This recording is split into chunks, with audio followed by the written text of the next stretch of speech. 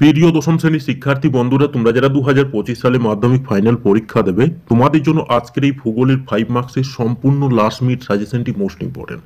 দেখো, তোমাদের সামনে মাত্র আমরা 4টি প্রশ্ন রেখেছি। এই 4টি প্রশ্ন তোমরা যদি খুব সুন্দরভাবে অভ্যাস করো, তোমরা দেখবে এখান থেকে ফাইনাল পরীক্ষাতে 100% হুবহু কমন পেয়ে যাবে।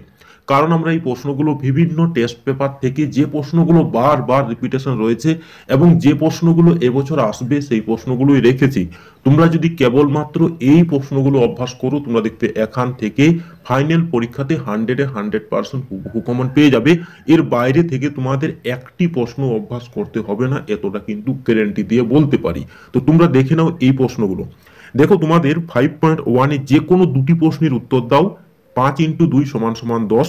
দেখো, তোমাদের জন্য মাত্র আমরা এখানে দুটি প্রশ্নই বলে দেবো। সেই দুটি প্রশ্ন তোমরা যদি কেবলমাত্র অভ্যাস করো, তোমরা দেখবে সেই দুটি প্রশ্নই হুবহু কমন পেয়ে যাবে। তো দেখো, প্রথম প্রশ্নটি, হিমবাহ ক্ষয়কার্যের ফলে গঠিত 3টি করে ভূমিরূপের চিত্র সহ বর্ণনা দাও। এই প্রশ্নটি ফাইনাল পরীক্ষাতে 100% কমন আসবে, এতটা কিন্তু আগেই বলে গেলাম। পরের প্রশ্নটি দেখো, জোয়ার ভাটা সৃষ্টির কারণগুলি চিত্র সহ বর্ণনা করো। এই প্রশ্নটিও 100% কমন আসবে। এই প্রশ্নটি মোস্ট ইম্পর্টেন্ট, খুব গুরুত্বপূর্ণ প্রশ্ন। পরের প্রশ্নটি দেখো, বায়ুচাপ বলয়ের সঙ্গে নিয়ত বায়ু প্রবাহের সম্পর্ক চিত্র সহ ব্যাখ্যা করো। এই প্রশ্নটিও গুরুত্বপূর্ণ রয়েছে, তবে ততটা গুরুত্বপূর্ণ নয়। আগে যে আমরা দুটি প্রশ্ন বললাম, 1 দাগ ও 2 দাগ, এই দুটি প্রশ্ন কিন্তু ভীষণভাবে গুরুত্বপূর্ণ প্রশ্ন। পরের প্রশ্নটি দেখো, 4 নম্বর দাগে, হিমবাহ ও জলধারা মিলিত সঞ্চয় কার্যের ফলে সৃষ্ট প্রধান ভূমিরূপগুলির চিত্রসহ বিবরণ দাও। এই যে 4টি প্রশ্ন বললাম এবং যে প্রশ্নগুলোতে হলুদ কালিতে হাইলাইট করা হয়েছে, এই প্রশ্নগুলো তোমরা যদি কেউ অভ্যাস করো, তোমরা দেখবে এখান থেকেই দুটি প্রশ্ন হুবহু কমন পেয়ে যাবে। এর বাইরে থেকে তোমাদের অন্য কোনো প্রশ্ন অভ্যাস করার প্রয়োজনই পড়বে না।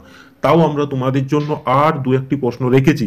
এই প্রশ্নগুলো তোমরা অভ্যাস করতেও পারো, আবার নাও করতে পারো। তো দেখে নাও, উষ্ণতা তারতম্যের ভিত্তিতে বায়ুমণ্ডলের স্তর বিন্যাসের সচিত্র বর্ণনা দাও। এই প্রশ্নটি কিন্তু ততটা গুরুত্বপূর্ণ নয়, আমরা আগেই বলে গেলাম, তাও তোমরা একটু দেখে নেবে।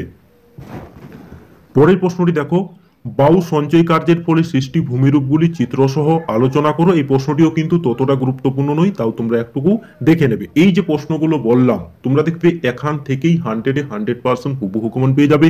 এর বাইরে থেকে তোমাদের অন্য কোনো প্রশ্ন অভ্যাস করার প্রয়োজনই পড়বে না।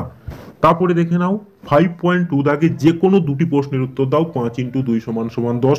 দেখো, তোমাদের এখানে আমরা মাত্র 3টি প্রশ্ন বলে দেবো। সেই 3টি প্রশ্ন পড়লে তোমরা দেখবে এখান থেকে দুটি প্রশ্ন হুবহু কমন পেয়ে যাবে। তো দেখো, প্রথম প্রশ্নটি, পূর্ব মধ্য ভারতের লৌহ ইস্পাত শিল্পের কেন্দ্রীভবনের 5টি কারণ আলোচনা করো। এই প্রশ্নটি 100% কমনযোগ্য একটি প্রশ্ন। এই প্রশ্নটি তোমরা হুবহু কমন পেয়ে যাবে, এতটা কিন্তু বলে গেলাম।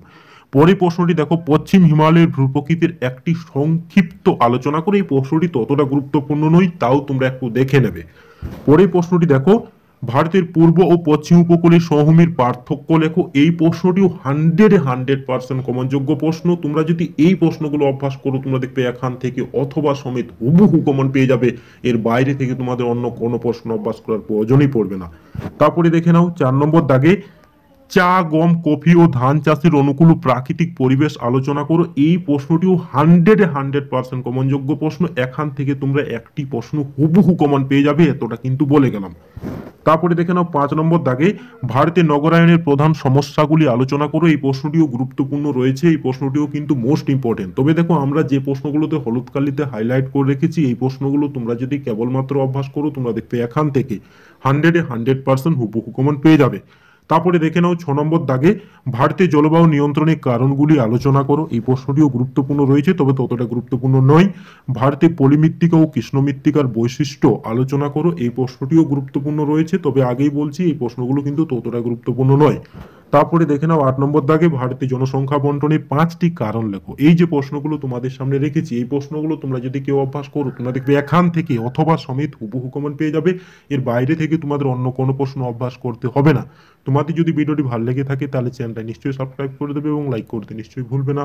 ধন্যবাদ।